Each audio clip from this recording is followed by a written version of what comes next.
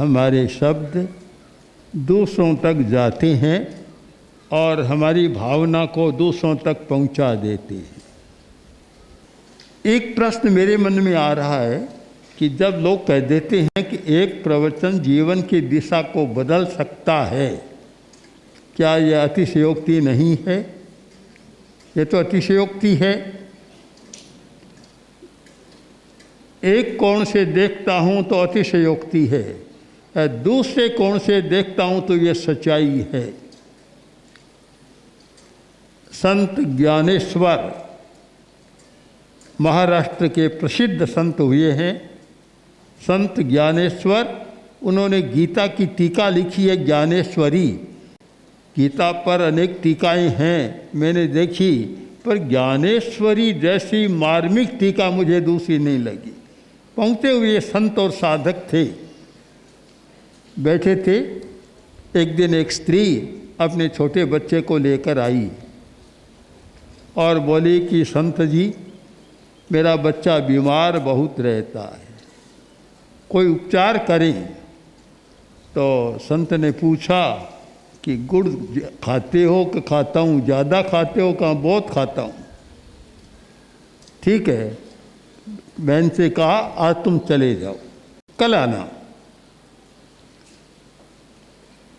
दूसरे दिन आए और संत ने कहा देखो, तुम्हारी बीमारी का मूल है कि गुड़ ज़्यादा खाते हो, गुड़ खाना बंद कर दो, स्वस्थ हो जाओगे, चले जाओ। तो वह महिला बोली, महाराज इतनी छोटी सी बात के लिए मुझे आज क्यों बुलाया? कल ही कह सकते थे, आप बता सकते थे। तो संत ज्ञानेश्वर बोले कि ये जब आया, तुम आई थी, मेरे सामने गुड़ की थाली पड़ी थी, उसमें गुड़ था और मैं गुड़ खाता हूँ। अगर मैं कहता कि गुड़ मत खाओ तो बच्चा समझता खुद तो खाते हैं, मुझे मनाही करते। मैंने कल से ही गुड़ खाना छोड़ दिया, अब मैं कह सकता हूँ कि गुड़ मत खाओ और मेरी बात का इस पर असर होगा। ठीक यही मैं समझता हूँ। एक बात एक असंयमी व्यक्ति कहता है वही बात, और वही बात एक संयम का साधक कहता है, तो दोनों में अंतर आ जाता है। एक असंयमी व्यक्ति जो बात कहता, उसका प्रभाव इसलिए नहीं होता कि उसके साथ असंयम के परमाणु आते हैं, और एक संयम का साधक व्यक्ति जो बात कहता है उसका प्रभाव इसलिए होता है कि उसकी बात के साथ संयम के परमाणु आते हैं। बहुत बड़ा अंतर होता है, बहुत अंतर है असंयम के परमाणुओं का, संयम के परमाणुओं का। एक व्यक्ति गुस्से में है और वह कहेगा अपने बच्चों से कि गुस्सा मत करो अब, तो बच्चे कहेंगे खुद तो गुस्सा कर रहा है, अरे मैं कहता है गुस्सा मत करो, उसकी बात का कोई असर नहीं होगा। और एक शांत व्यक्ति है, वह कहता गुस्सा मत करो, तो बच्चों में परिवर्तन शुरू हो जाएगा, बदल जाएंगे और वे सोचेंगे ठीक बात कह रही है। परमाणुओं का बड़ा प्रभाव होता है। हमें प्रभावित करने वाले दो हैं, परमाणु और प्रकंपन, वाइब्रेशंस, प्रकंपन। हमें प्रकंपन प्रभावित करते हैं, कहाँ का प्रकंपन आता है हमें प्रभावित करते हैं, परमाणु प्रभावित करते हैं। अभी अभी आपने देखा कि सूर्य ग्रहण हुआ तो समाचार पत्र में छपा था कोई भोजन न करे, नींद न ले, सोए नहीं। क्यों भोजन क्यों नहीं करे? इसलिए कि उस समय जो परमाणुओं का विकिरण होता है, जो आकाश मंडल से परमाणु आते हैं, वे स्वास्थ्य के लिए, मस्तिष्क के लिए हानिकारक होते हैं। तो ये संक्रमणशील हमारा संसार, सारी संक्रमण की दुनिया, और इसमें परमाणु घूमते रहते हैं और हमें प्रभावित करते रहते हैं। एक दिन में 6 ऋतुएं आती है, वर्ष में 6 ऋतुएं आती है, तो एक दिन में भी आती है। प्रातःकाल एक ऋतु है, कुछ समय बाद दूसरी आ जाती है, बसंत होता है, और जैसे गर्मी बढ़ती है शाम का समय आते हुए ग्रीष्म ऋतु आ जाती है। वो ऋतु के अनुसार विचार बदलता रहता है। आप खोजें एक व्यक्ति जिसका जब उठा तब से लेकर और फिर दूसरे दिन उठेगा तब तक एक प्रकार का विचार रहा हो, शायद व्यक्ति खोजना मुश्किल होगा, मिलेगा ही नहीं। पता नहीं दिन में कितने विचार बदल जाते हैं, कितने भाव बदल जाते हैं। कभी अच्छा विचार, कभी बुरा विचार, कभी राजी, कभी नाराज, कभी प्रसन्न, कभी अप्रसन्न। मूड बदलता रहता है। मूड एक अच्छा शब्द चल पड़ा, आज बहुत चलता है शब्द ये बाजार में कि इसका मूड अच्छा नहीं है, मूड अच्छा नहीं है। कभी तुमने मुझे कुछ देना था, उस समय नहीं दिया, उस समय मेरा मूड अच्छा नहीं था, अब मूड अच्छा हो गया तो मैं दे सकता हूँ। मूड बदलता रहता है। कि क्यों बदलता है, इसे समझने के लिए हमें सूक्ष्म जगत की यात्रा करनी होती है। हम स्थूल जगत में इसको समझ नहीं सकते। जो सूक्ष्म जगत के नियम हैं उन्हें समझना जरूरी है कि जैसे जैसे हमारे परिपार्श्व में परमाणु बदलते हैं, भाव बदलते हैं, हमारा आभा मंडल बदलता है और उसके साथ हमारे विचार भी बदलते चले जाते हैं। प्रातःकाल एक प्रकार का विचार होता है और सायंकाल दूसरे प्रकार का विचार होता है। इसीलिए एक विज्ञान चला, स्वरोदय विज्ञान, एक बड़ा विज्ञान है। उसमें है कि कौन सी बात कब कहनी चाहिए, कौन सा काम कब करना चाहिए, प्रातःकाल क्या करना चाहिए, मध्याह्न में क्या करना चाहिए। जैसे हमारे चलता है एक सहजी कि पड़मम पौरिषि सज्जायम, उत्तराध्ययन सूत्र में है, पड़मम पौरिषि सज्जायम बीयम झाणं झ्यायई तय्याये भिक्षायरियम चौथ्ये पुणो विसज्जायम। पहले पैर में स्वाध्याय करो। वह स्वाध्याय का इतना मतलब है कि कंठस्थ करना हो तो सुबह कंठस्थ करो। कंठस्थ करने का सबसे बढ़िया समय प्रातःकाल है। कंठस्थ करो, पाठ करो, सबसे अच्छा है, किंतु चिंतन के लिए प्रातःकाल का समय अच्छा नहीं। आपको तर्क करना है, सूक्ष्मता में जाना है तो वह समय उतना उपयोगी नहीं रहता। उसके लिए बीयम झाणम जियायई, दूसरा पहर उसके लिए अच्छा है।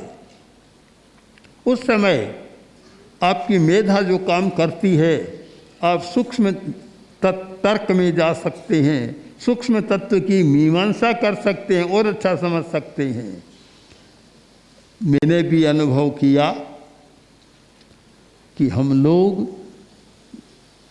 आगम का काम करते हैं और जितने भाष्य लिखे या टिप्पणियाँ लिखी लगभग 2 बजे के बाद, 2 बजे से 4 बजे 5 बजे के बीच में लिखी। और मैंने अनुभव किया कि वही काम मैं अगर प्रातःकाल करूं तो शायद उतना सूक्ष्मता से नहीं हो सकेगा जितना मध्याह्न काल में होता है। एक समय का अपना है, हमारी जैविक घड़ी है। जैविक घड़ी जैसे स्वरोदय भारतीय विज्ञान है, पश्चिमी वैज्ञानिकों ने उसी के अनुरूप उसी कोटि का एक विज्ञान विकसित किया, बायोलॉजिकल क्लॉक, जैविक घड़ी जो बायोलॉजिकल है। निरंतर वह उससे सूचना मिलती है, आदमी काम करता है और उस घड़ी के अनुसार चलता है तो ठीक काम होता है। उसमें भी नियम है कि किस समय क्या काम करना चाहिए। और सर्वोदय की दृष्टि से देखें तो कारण यह है कि हमारे प्राण का प्रवाह किस समय किस अवयव पर होता है। प्राण समूचे शरीर में है, हम प्राणी हैं, प्राण के आधार पर जिंदा हैं, प्राण है, पर प्राण का प्रवाह पूरे शरीर में एक समय नहीं होता, अलग अलग समय में अलग स्थानों पर विशेष होता है। सामान्य प्रवाह तो पूरे शरीर में होता है, किंतु विशेष प्राण का प्रवाह विशेष समय में अलग अलग होता है। इस आधार पर बतलाया गया कि हृदय की चिकित्सा करानी हो तो किस समय करनी चाहिए, फेफड़े की चिकित्सा किस समय करनी चाहिए, गले की जो बीमारी है इलाज कराना हो तो किस समय करना चाहिए, मस्तिष्क का किस समय करना चाहिए। जिस समय प्राण का प्रवाह अच्छा हो उस समय किया जाए तो लाभ होता है, प्राण का प्रवाह विपरीत है तो हानि भी हो जाती है। बहुत सारे लोग बाईपास भी कराते हैं, कुछ सफल हो जाते हैं, कुछ नहीं होते। क्रिया एक है, डॉक्टर करने वाला एक है, फिर भी अंतर आता है। कारण कि वह प्राण के प्रवाह के अनुकूल काम नहीं होता। तो हम एक सूक्ष्म जगत के नियमों को समझने का प्रयत्न करें। सूक्ष्म जगत के नियम अलग होते हैं, स्थूल जगत के नियम अलग होते हैं। अब स्थूल जगत में सूक्ष्म जगत के नियमों को स्थूल जगत के साथ करें तो बात बैठती नहीं है। अब दो बच्चे मिले, बात कर रहे थे, काफ़ी बातें की। आखिर बात करते करते एक ने पूछा कि तुम्हारा जन्म कब हुआ? कि मेरा जन्म बुधवार को हुआ था। उससे पूछा तुम्हारा जन्म कब हुआ? कि मेरा रविवार को हुआ था। झूठ बोलता है, छुट्टी का दिन उस दिन जन्म नहीं हो सकता।